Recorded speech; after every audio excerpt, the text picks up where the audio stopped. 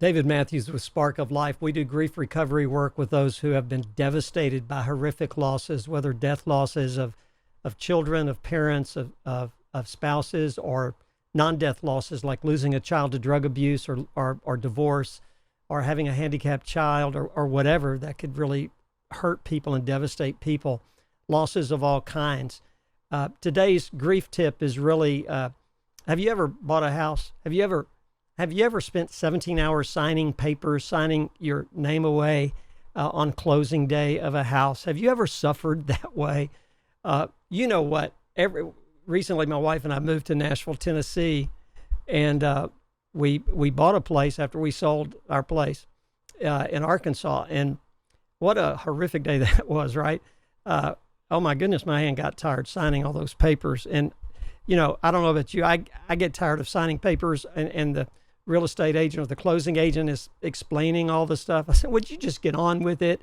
You know, let me just sign the papers. Well, you know what real estate people do. They always say, when you buy a house, location, location, location, location. Sounds like a song, right? Location is everything. Why do they say location is everything? I was reading the other day in a real estate article online how that the median price of a home in Decatur, Illinois, this was January 2020, the article was written, a mid-sized home, maybe 1,500 square feet, 3 bedrooms, 1.5 baths, something like that, was about $110,000. The same house in Honolulu would probably be, depending on the location in Hawaii, would be anywhere from $800,000 to maybe $3 million if that house was in a prime location on the beach, right? Location is everything. It's not as simple as saying, well, this house has these specs, therefore it's going to be worth this much. No, it depends on a lot of factors, especially the things surrounding the house. Neighborhoods, schools, amenities, maybe neighbors. You know, you don't want to move next door to a serial killer. That probably wouldn't be cool, right? So neighbors are important. By the way, I've never lived next door to a serial killer, to my knowledge. I've known a couple that stole all our kids' basketballs when they were little. We found them one day when we were about to move. There was about 30 basketballs inside their gate. That's another story, and that's, you know. But houses are in context of their location, their value. You say, David, what does that have to do with grief? What does that have to do with grief recovery? Well, our grief tip of today is called location, location, location. And what it means is that all losses are in context of the rest of our lives.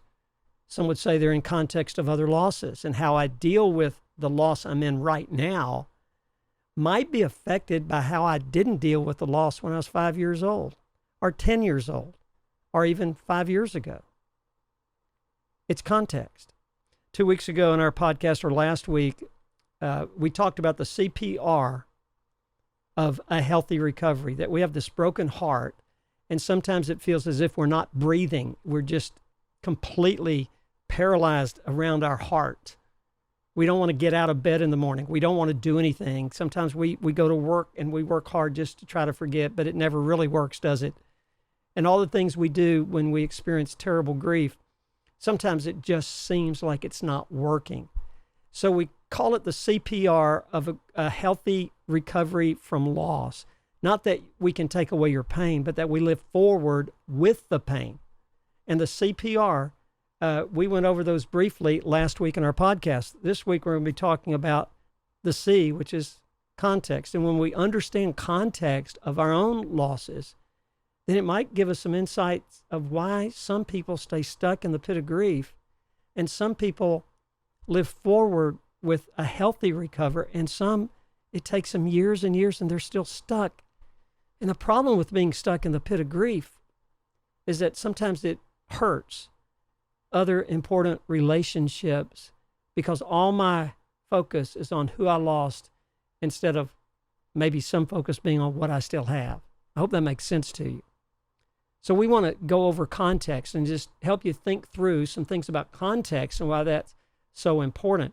For one thing, the implications of context, you know, when you compare it to a house, you just don't take the house and the specs of the house without considering things around it. It's the same thing with loss. So we have a guy come to a Spark of Life retreat a few years ago.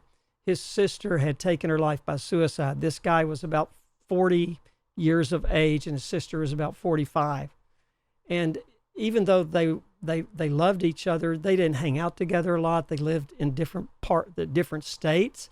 They saw each other maybe once a year, like during the holidays when all the siblings got together, and he didn't call her that much. He called her, on her birthday and things like that, and they loved each other, and he probably would have died for his sister.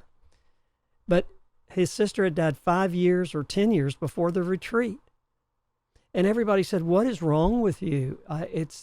Nobody would be so cruel to say it's just a sister. But they kind of indicated that he should be further along in his journey of grief and in his recovery than he actually was. He started to question his own sanity. What is wrong with me? I love my sister. I missed her. I grieve. But I have not moved forward. So he came to a retreat. Then it turned out that something kind of came to the forefront at the retreat. You see, he finally figured out that years ago, he had completely ditched his girlfriend when he found out she was pregnant. They made her have an abortion.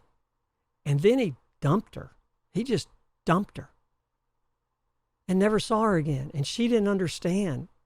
And he never completed that. He carried that with him. And because he felt so guilty in what he had done, he stuffed that emotion, all the emotions he had with what transpired in that relationship. And more to that story. But the point is this. He was carrying unresolved guilt, and he had buried it so long that years later, when his sister took her life, he felt tremendous guilt. Have you ever known anybody who took their life by suicide? The closer you were to the person, in all probability, the greater the guilt you felt. I just want to repeat that. In all probability, not necessarily, the closer you were to the person who ended their life, it's highly likely the greater the guilt you felt. And I know there's exceptions to that. But here's what a lot of people do. When a loved one takes their life, they say, why didn't I call them more? Why didn't I notice some signs, if there were any signs? Why didn't I show more love to the person? Why did I yell at them or treat them poorly? And now it's too late to do anything about that. Well, we at Spark don't think it's too late to do something about that. We want to help you with that. But can you imagine somebody feeling guilty, and that guilt is piled upon past guilt, and the past guilt hasn't really been processed? That's what we mean by all loss is in the context of other losses. Context is important, not just in houses, but boy, in grief recovery. We had a man come to a retreat whose son had taken his life by suicide.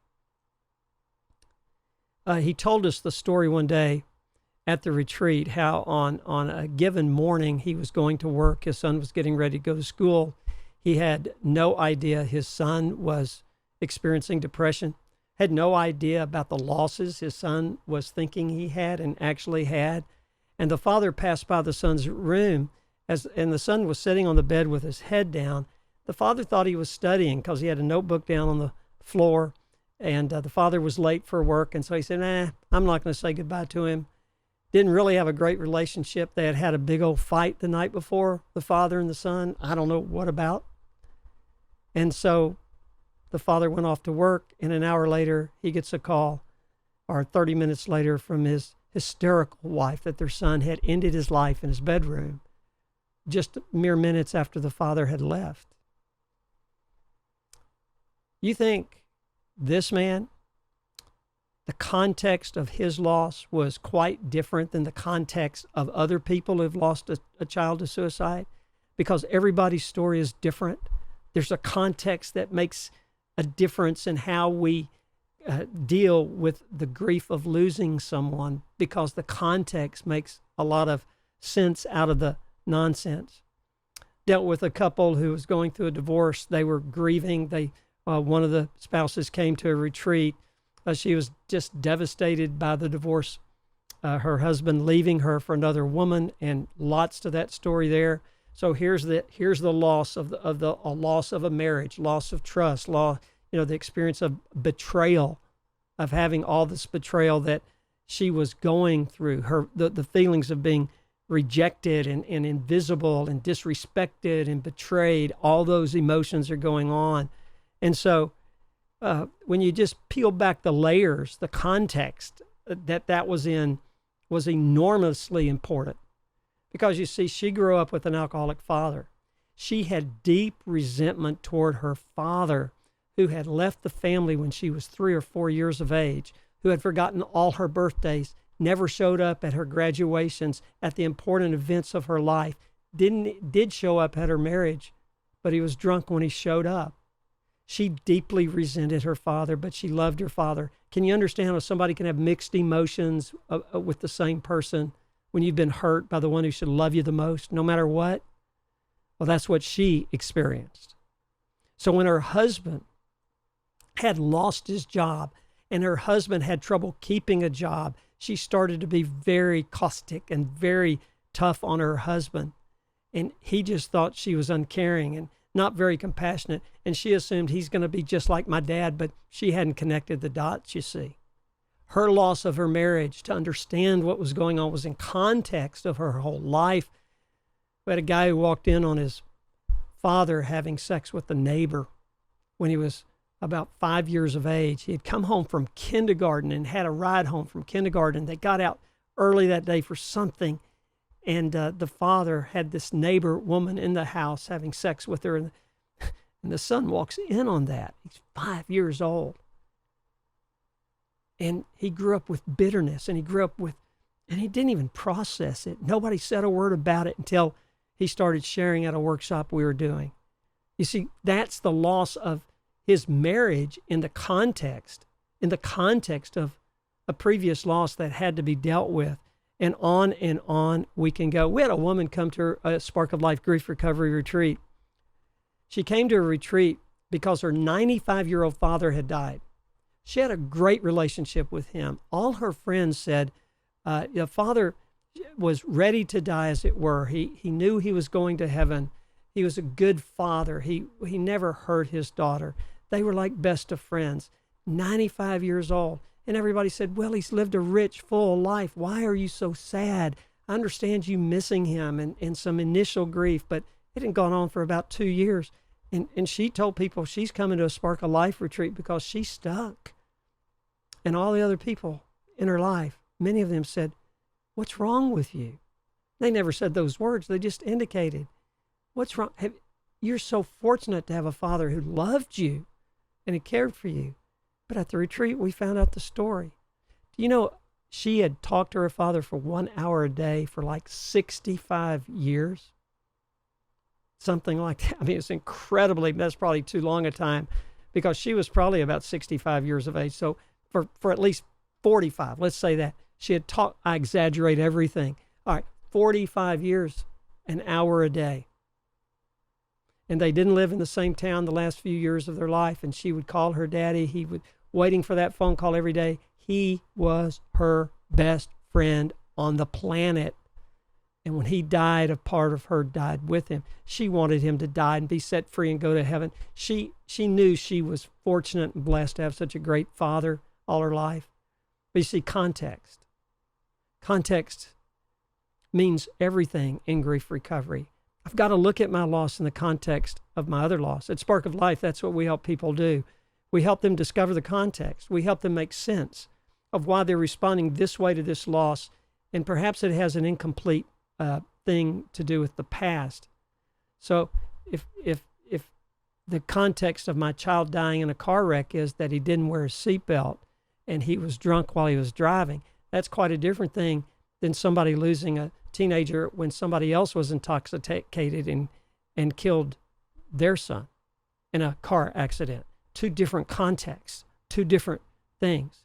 So what it does when we understand context, it helps us not compare loss. So somebody dies, loses, let's say they lose a 15-year-old child, and you've lost a 15-year-old child, maybe 10 years earlier. So you go to that person, you say, I'm so sorry for your loss. I know exactly how you feel. Have you ever heard that? I know exactly how you feel. There's such a problem there because even though well-intentioned, I really don't know how you feel, even if you and I have identical losses. In other words, the house is identical in specs, but the context is different, right? It's like trying to buy that house in Hawaii with the price of the house in Decatur, Illinois. You're not going to get the house in Hawaii for the same price. You're just not. And so you go to somebody. I have a friend who, a male friend who lost a teenage daughter, and other people who lost teenage daughters said to him, I know how you feel, but they had no idea how he felt. They knew better than I knew because I haven't experienced that, but they didn't know really how he felt. You know why? Because the context was different. He had found out about 6 months earlier about the daughter he never even knew he had. He had impregnated a girlfriend back in college. The girlfriend never told him she was pregnant, and they broke up, and he never knew it. She had the baby. He didn't know she had a baby. He ended up marrying somebody else, had a couple of kids with his wife, and then at the door one day, this 15-year-old shows up, and she was looking for her daddy she never had found, and she found him. And then 6 months later, she gets killed. You think that's a little different than somebody else who's lost? It's not worse or better. It's just different. It's context. Context means when I understand that, I don't compare losses. Your loss is your loss, my loss is my loss. So I don't compare, right? That's context. Context also means this: I don't give advice. And if I'm experiencing loss, I'm very careful taking advice of other people, even old Dave Mathews here, right? Because I don't know how you feel, but I know you have the right to feel the way you feel when you experience your loss. And so when I understand context, I'll stop giving advice to other people. I'll just be there for them. I'll just say something like, I'm so sorry for your loss. Or I'll say, I'm here. I love you. I don't know what to say. Or maybe I just don't say anything and I'm just there. So it'll help me deal with others with loss and not act as if I understand it and not try to give them advice because I really don't know what's really going on there. I hope that makes sense to you. So it really helped me deal with others, and it'll do one more thing. You know what it'll do? It'll help me take control of my own recovery. So somebody else loses somebody just like I've lost somebody. Let's say it's very similar, whether it's a 3-year-old or a teenager or an adult child or a spouse or a brother or sister or whatever loss you're experiencing, and somebody else has a similar loss. The house looks the same on the outside, right? And you see them soaring with their recovery, and you feel, what's wrong with me? Why can't I be like them? And the answer is, your loss is different even though it looks the same. Your loss is still different. So it keeps me from comparing my recovery with somebody else's, and it helps me not take every bit of advice from other people. Does that make sense? See, context is real important in how I treat others when they experience loss and how I treat myself when I experience loss. Your loss is your loss. It's nobody else's. It could be your spouse's loss as well if you've lost somebody you both love together, like a child. But even at that, the husband and the wife often, almost without exception, grieve differently. Almost always. There might be similarities, but I guarantee you there's some differences. So what should we do there? We're going to have a podcast on that. We're going to interview a couple who have lost a child. We'll interview more than one couple on our podcast. How did you grieve differently? What was key in you coming together as a couple instead of falling apart? That's a pretty big question, isn't it? And I'll tell you the key is let your spouse grieve the way they need to grieve. You grieve the way you need to grieve. And don't judge each other with how you're grieving.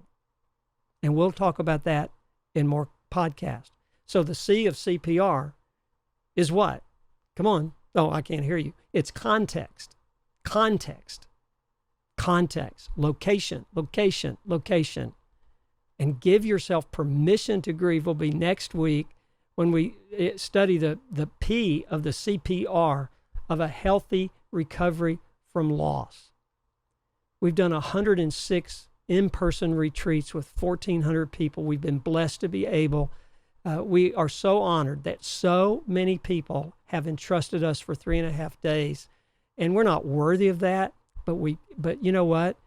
When you accept people as they are, where they are, it's amazing what can happen. And so we are so, at Spark of Life, we know this. There's always hope. And understanding context really helps us grab hold of that hope maybe a little easier and work our way through the pain. And so next week we'll talk about the P of CPR, which is permission to grieve and permission to recover. And then the next week we'll talk about the R of CPR, and there's really 2 R's. It's called restarting, getting up and restarting again, and reframing. And we're going to be talking about these concepts that can really help us. Sparkoflife.org. I'm David Mathews with Spark of Life. At Spark of Life, our heartbeat is to walk beside those who are grieving. Our heartbeat, our passion is to somehow connect with you. We have an online course where you just take by yourself, and you have 3 coaching sessions with a certified grief specialist that can help you, a coaching specialist in grief that they've been trained. They've done our retreats. They've led our retreats. They've come to retreats. They studied the methodology we use, which is just amazing. And it comes from so many great sources. It really does help people have hope. We have a virtual retreat coming up in September, one in October, one in November, where we'll have 15 to 20 people on Zoom technology, and we'll go through the exact same retreat material we do at our 106 in-person retreats that we've had. That really helps give people hope. We have coaching that's available. So go to sparkoflife.org, sparkoflife.org for more grief resources at Spark of Life. There's always, always hope.